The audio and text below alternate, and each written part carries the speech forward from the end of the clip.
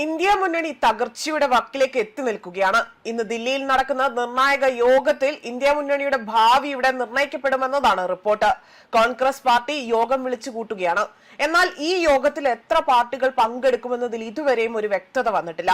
കഴിഞ്ഞ കുറച്ചു നാളുകളിലായി തന്നെ ഇന്ത്യ മുന്നണിയാകട്ടെ അവിടെ വിള്ളലുകൾ വീണുകൊണ്ട് തകർച്ചയുടെ വക്കിലേക്ക് നീങ്ങുകയും സഖ്യത്തെ നേർവഴിക്ക് കൊണ്ടുപോകാൻ പോലും പ്രതിപക്ഷ നേതാവ് രാഹുൽ ഗാന്ധിക്ക് സാധിക്കുന്നില്ല എന്ന ആക്ഷേപം പോലും നിലനിൽക്കുന്ന സാഹചര്യത്തിൽ കൂടിയാണ് ഇത്തരത്തിലൊരു നിർണായക യോഗം വിളിച്ചു ചേർക്കുന്നത്.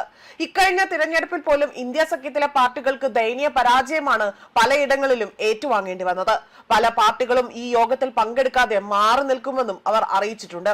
മാത്രമല്ല അവരിൽ പലരും വിമുഖതയാണ് ഇവിടെ പ്രകടമാക്കുന്നത്. തമിഴ്നാട്ടിൽ നിന്നും DMK ആകട്ടെ ഈ യോഗത്തിൽ പങ്കെടുക്കില്ല, അതിനു പകരം പ്രതിഷേധ പ്രകടനങ്ങൾ നടത്തുമെന്നതാണ് അറിയിച്ചിരിക്കുന്നത്. അതോടൊപ്പം തന്നെ ആം ആദ്മി പാർട്ടിയും ഈ യോഗത്തിൽ നിന്നും വിട്ടുനിൽക്കും.